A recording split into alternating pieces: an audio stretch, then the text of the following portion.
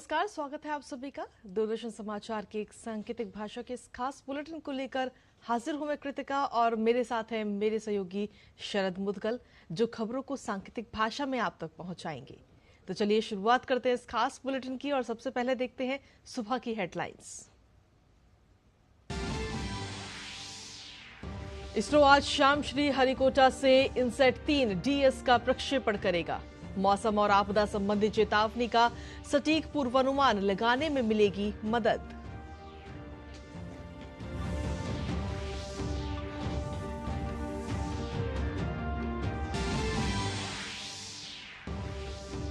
नई दिल्ली के भारत मंडपम में आज से भाजपा का 2 दिवसीय राष्ट्रीय अधिवेशन। प्रधानमंत्री नरेंद्र मोदी होंगे शामिल।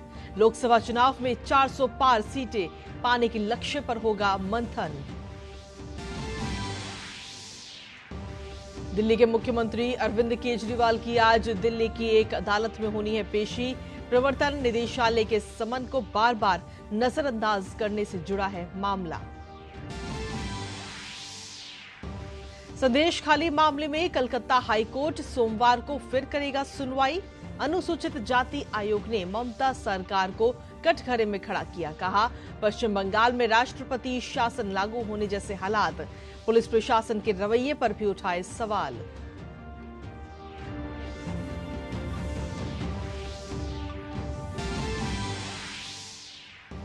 आज जैसलमेर में दिखेगा हिंद की वायु सेना का दम। वायु शक्ति युद्धाभ्यास में स्वदेशी तेजस सहित राफेल, मिराज और सुखोई जैसे लड़ाकू विमान दिखाएंगे अपना शौर्य।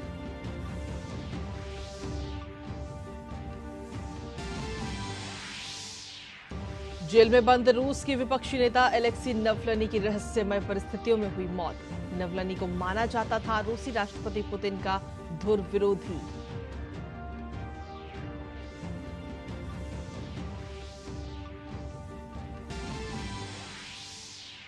और खेल की खबरों में राजकोट टेस्ट के बीच भारत को लगा झटका। निजी कारणों से बाहर हुए आर अश्विन। आज तीसरे दिन 207 रनों से आगे खेलेगी इंग्लैंड की टीम। टीम इंडिया के पास 238 रनों की बढ़त।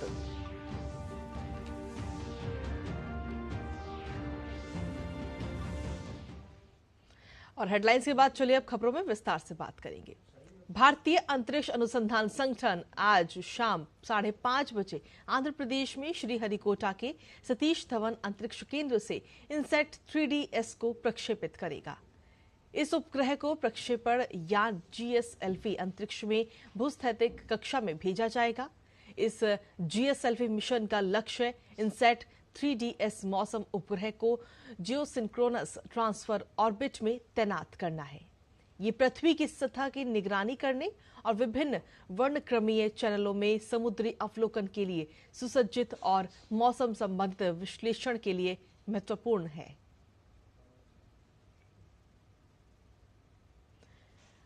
आपको बता दें कि जियोसिंक्रोनस सैटेलाइट लॉन्च व्हीकल एक 3 चरण वाला 51.7 मीटर लंबा लॉन्च व्हीकल है, जिसका लिफ्ट ऑफ द्रव्यमान 420 टन है।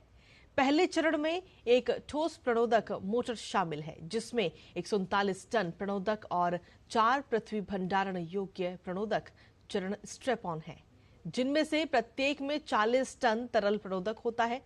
दूसरा चरण भी 40 टन प्रणोदक से भरा हुआ एक पृथ्वी भंडारणीय प्रणोदक चरण है।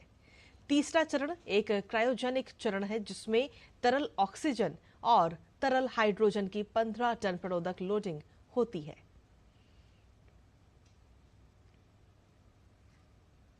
लोकसभा चुनाव से पहले भारतीय जनता पार्टी का 2 दिवसीय राष्ट्रीय अधिवेशन आज से नई दिल्ली के भारत मंडपम में शुरू हो रहा है। पार्टी के राष्ट्रीय अध्यक्ष जेपी नड्डा इसका उद्घाटन करेंगे। वहीं प्रधानमंत्री मोदी ने इस बार चुनाव में बीजेपी के लिए 370 सीट और एनडीए के लिए 400 पार का लक्ष्य दिया है।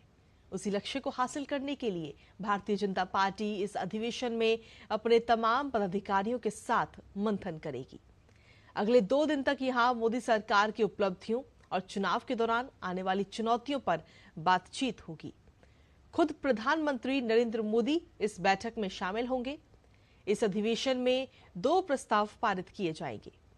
बीजेपी के देश भर से 11,500 कार्यकर्ता इस अधिवेशन में शामिल हो रहे हैं, जिसमें पार्टी के सभी सांसद, विधायक, राष्ट्रीय और राज्य के प्रमुख पदाधिकारी, जिला अध्यक्ष भी शामिल हैं।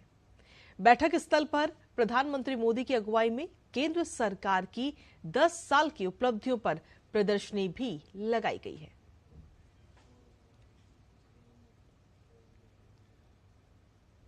और चलिए अगली खबर का रुख कर लेते हैं। दिल्ली के मुख्यमंत्री अरविंद केजरीवाल की आज राउज एवेन्यू कोर्ट में पेशी है, लेकिन बीजेपी ये कह रही है कि मुख्यमंत्री ने कोर्ट में पेश होने से बचने के लिए विधानसभा में विश्वास मत का प्रस्ताव पेश किया है, जिस पर आज सदन में चर्चा होगी। दरअसल आबकारी नीति में कथित गड़बड़ियों और मनी लॉन्ड्रिंग के आरोप में ईडी ने केजरीवाल को अब तक कई बार समन जारी किया है, लेकिन वो अब तक ईडी के सवालों से बचते आ रहे हैं। इसके पीछे केजरीवाल हमेशा यही कहते रहे हैं कि ईडी का समन गैर कानूनी और राजनीति से प्रेरित है और ईडी उन्हें मनीष सिसोदिया, संजय सिंह और विजय नायर की तरह गिरफ्तार करना चाहती है, जिसके बाद ईडी ने कोर्ट का रुख किया है और कहा कि केजरीवाल समन का पालन नहीं कर रहे हैं और उनके जैसा उच्च पद पर आसीन जनपदाधिकारी कानून की अवहेलना कर रहा है, जिससे समाज में एक गलत उदाहरण स्थापित होगा। कोर्ट ने 7 फरवरी को अपनी सुनवाई के दौरान केजरीवाल को 17 फरवरी यानी आज की तारीख दी थी और कहा था कि वो प्रथम दृष्टया ईडी के समन का अनुपालन करने के लिए कानूनी रूप से बाध्य है। दरअसल आपको बता दें कि दिल्ली सरकार की शराब नीति को लेकर सीबीआई पिछले साल अप्रैल में केजरीवाल से पूछताछ कर चुकी है, लेकिन सीबीआई की एफआईआर में केजरीवाल को अभियुक्त नहीं बनाया गया था।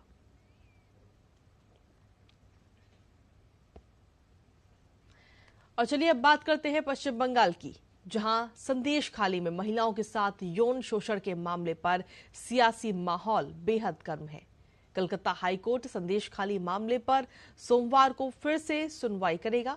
वहीं उच्चतम न्यायालय भी संदेश खाली मामले की जांच अदालत की निगरानी में कराने और संबंधित मुकदमों को पश्चिम बंगाल से दिल्ली स्थानांतरित करने से जुड़ी एक जनहित याचिका पर सुनवाई करने पर सहमत हो गया है।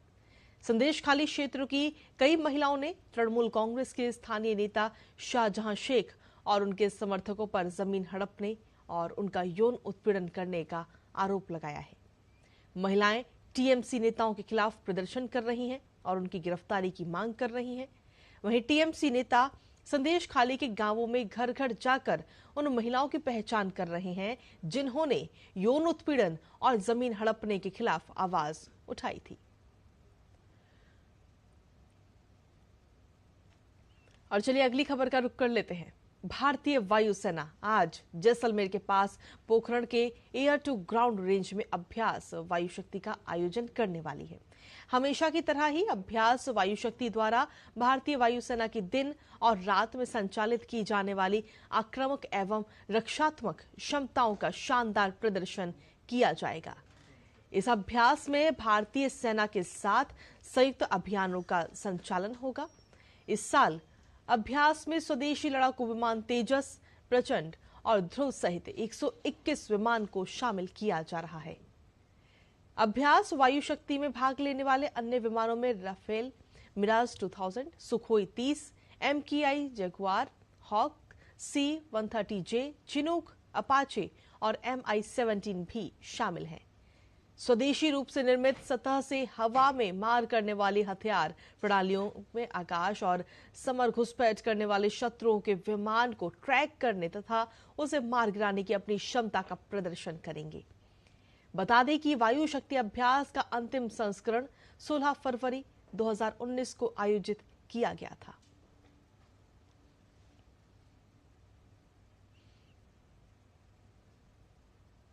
वहीं विदेश मंत्री डॉक्टर एस जयशंकर म्यूनिख सुरक्षा सम्मेलन में भाग लेने के लिए जर्मनी के दौरे पर हैं।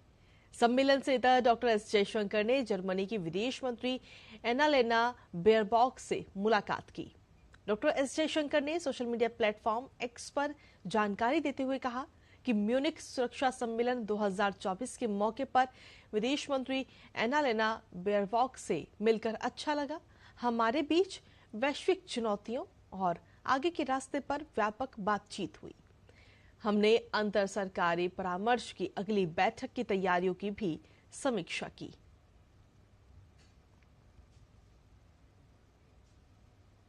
इसके साथ ही विदेश मंत्री डॉक्टर एस जयशंकर ने अपनी अर्जेंटीनाई समकक्ष डायना मोंडिनो से भी मुलाकात की। डॉक्टर एस जयशंकर ने एक्स पर बताया, अर्जेंटीना की विदेश मंत्री डायना मोंडिनो से मिलकर खुशी हुई। हमने आर्थिक और राजनीतिक सहयोग पर चर्चा की। उनके साथ काम करने के लिए उत्सुक हूं।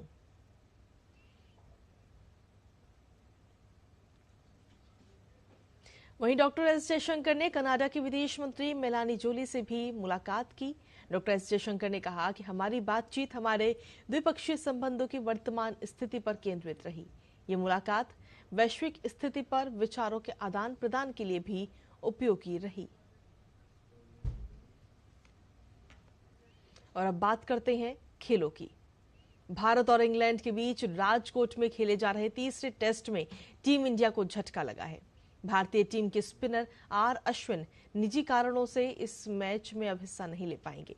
इस बात की जानकारी बीसीसीआई ने दी है। वहीं आज राजकोट टेस्ट के तीसरे दिन इंग्लैंड की टीम 207 रनों से आगे खेलना शुरू करेगी।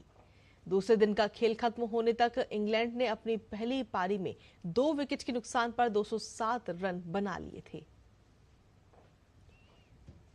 इससे पहले शुक्रवार को भारत की पहली पारी 445 रनों पर समाप्त हुई। भारत के लिए रविंद्र जडेजा ने 112 रनों की पारी खेली, जबकि ध्रुव जुरेल और रविचंद्रन अश्विन के बीच 77 रनों की साझेदारी देखने को मिली। आर अश्विन को 37 रन और ध्रुव जुरेल ने 46 रन जोड़े।